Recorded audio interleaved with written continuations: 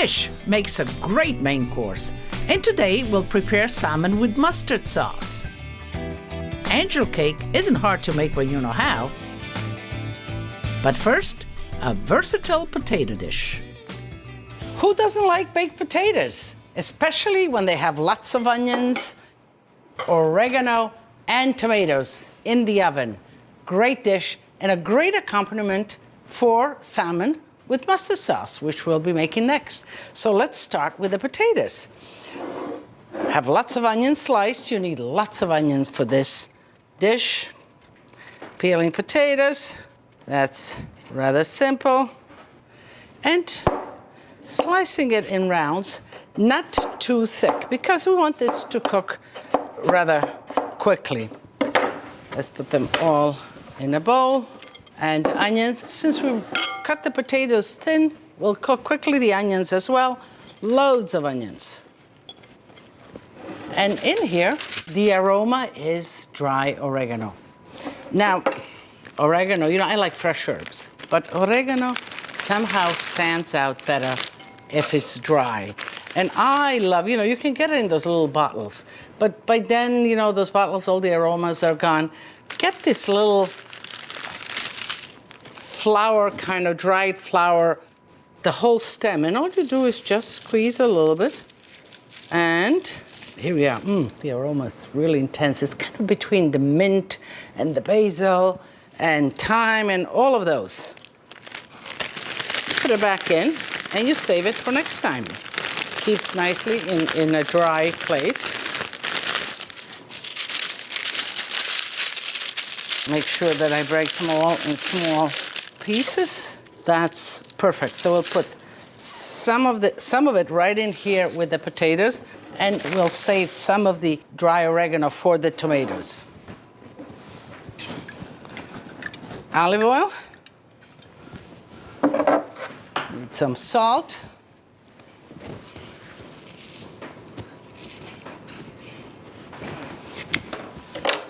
Okay. And let's toss this well. Okay. Nice roasting pan. Let's put some oil and let's brush the oil evenly. Okay. And now we put the potatoes and lots of onions right in here. Okay.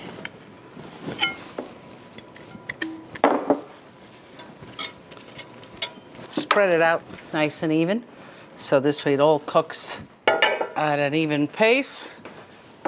We need some oil here. Here we have the tomatoes, the little cherry tomatoes, nice and ripe. Cut them in half. Again, let's season them. Let's put the oregano in the tomatoes now. Let's put all of it in there.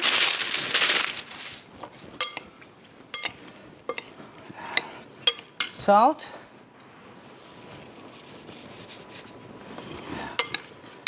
And grated cheese. Grana Padano, Parmigiano is fine. If you like a little more zest to your, a little more flavor, then you can put a pecorino, grated sheep's milk cheese. And let's spread this evenly. Okay, just like that. Okay. Just a little more cheese right on top. And as is, in the oven.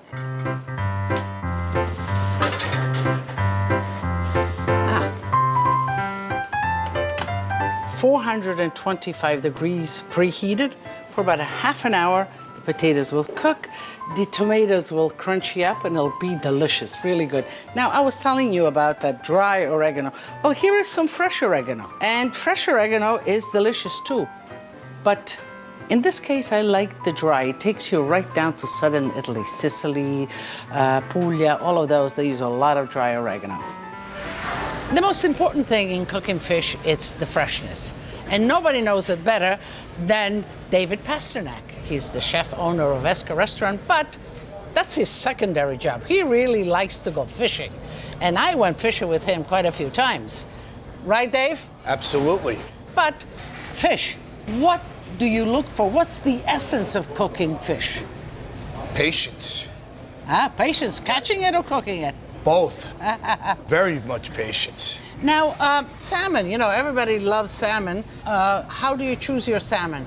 There's a bunch of different varieties. The basic variation in the different salmons is the amount of fat to marbling, like buying a piece of prime beef. Now this piece of fish here, you have good marbling in the belly, which is one of the things that you want to see. The fish isn't really bright orange, which is also good. Sometimes the salmon could be a little bit more red. Just the species and what they eat. And how do you keep fish fresh in a house setting, you know? You want to keep it in a cold part of the refrigerator. If you're buying a fillet, put it in a Ziploc bag, squeeze all the air out of it, because the air is no good for the fish. You can put some ice in a Ziploc bag and put it right on top. That's also a good idea. As long as the ice doesn't touch the fish. Exactly. Great tips, great tips. Thanks, Dave. A great side of salmon. I mean, they're easy to get today and they're delicious. And you know, yes, you can buy them in portions, but it's easy to handle, especially if you have a family larger than 4. You know, a side like this will be easy. So what do we look for? You look for a nice, firm salmon like this, and you run your fingers here right through the middle. What you're looking for is the little bones. And your fishmonger should have plucked them all out. So make sure that when you get a whole side of salmon, you get a nice firm side of salmon that is not slippery, or that it's nice and dry, firm, and that it has no bones in the middle. Then, to take the skin off, well, what you need is you need a nice long, kind of almost carving knife that is sharp, and you sort of slice in there, and slowly you feel it, you see? And you look at it once in a while, you know, just in case. Chances are that you're not going to go through if you just kind of, in a sewing motion, just go down and kind of press a little bit towards the board. But, all right, so here we go. You see?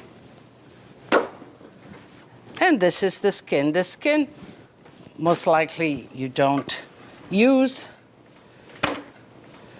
but we want to make this in portion size. So we want to make them even. We'll cut this part off. So I have, let's see, 1, 2, 3, 4. So let me cut it right here. Okay. These are great pieces of salmon, and they're great because you can make salmon tartare with it. You can also make salmon hamburgers.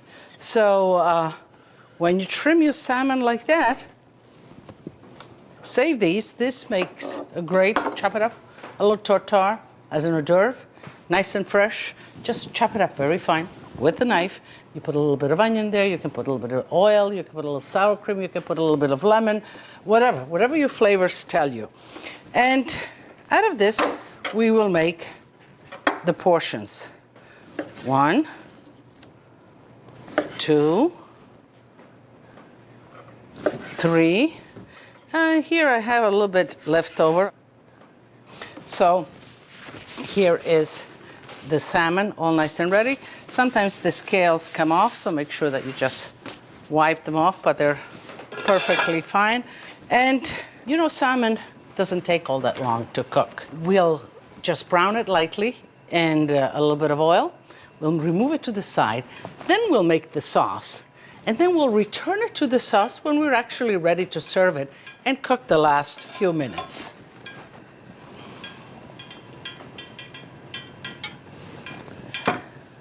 Salmon is very fragile, it sort of flakes. But if you have a nice piece like this, it's fine. And if you handle it gently with a spatula, you'll be just fine. If you intend to grill this salmon, and you could do that, you can grill this portion, make your sauce separately, and then put it on top. Then I would keep the skin on, because the skin keeps it together when you're grilling it, so you can handle it properly on the grill. And you can always remove the skin after you're serving it. So if you want to grill your salmon and make the sauce separately, leave the skin on. But if you want to saute it like this in the pan, take the skin out. Put the salmon in with the kind of belly side, not the skin side, the belly side down. This way you get the nice color, and then you can flip it over on the other side.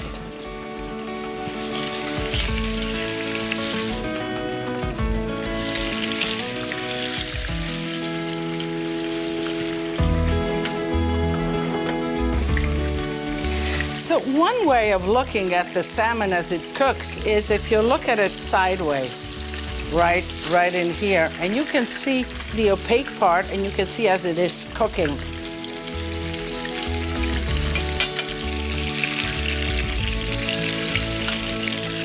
Help yourself with another, either a spoon or another spatula, because when you flip it over, it squirts. It's sort of the oil can jump out, and it can hurt you. So you don't want that to happen. Okay, we'll give it a few more minutes. Then we'll pull the salmon out, and we'll begin with the sauce. So as you can see, inside it is still quite rare, and we will finish cooking it in the sauce.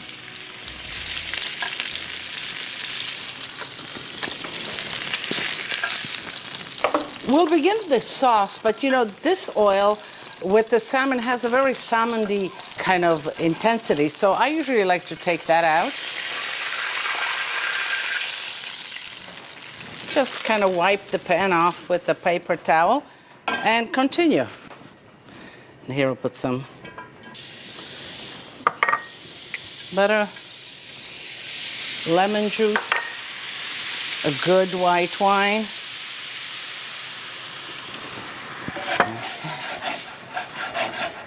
Just a drizzle of the oil and mustard.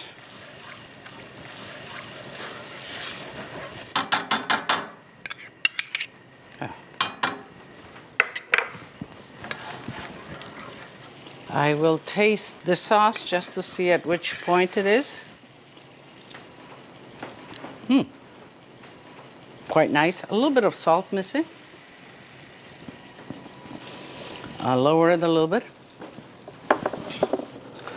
And I'll slide the salmon right in there without handling it too much.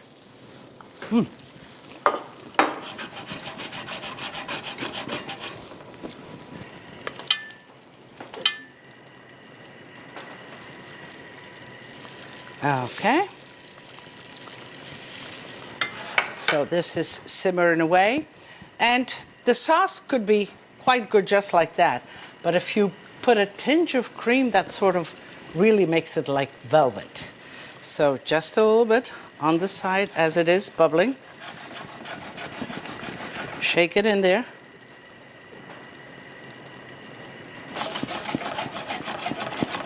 And you let it simmer. Now, you can still see that it needs to cook. And this is a good time to shut it off if your guests are not here, if you're not ready, because it has another 3 minutes of cooking time. I will clean all of this up. We'll get the potatoes, and I think we'll be ready for dinner. All right. This is delicious. It smells good. It's nice and crispy on top. And let's check on the salmon. Yes, the salmon is just about ready. Velvety sauce. All right. So I think this, you could serve the salmon separately with the sauce and the potatoes separately, family style, but I think it's going to look so beautiful once we plate it and so delicious. So let's go right in here. Oh.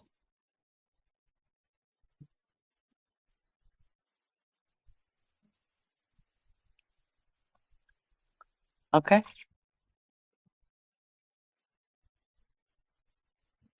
This looks fantastico.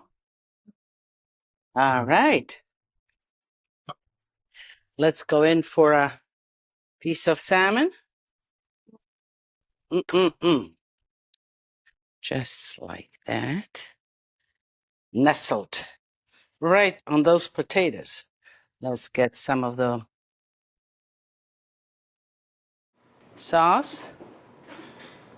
And the sauce, let the sauce kind of crawl underneath the potatoes. You want the crispiness of the potatoes to remain, but the sauce will slowly kind of creep out underneath. Just a little, oh yeah, yeah. Just a little bit of parsley. So, where do I begin? I want to taste the potatoes and the tomatoes first.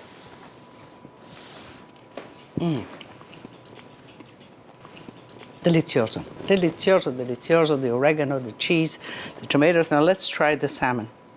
See, it's perfectly cooked.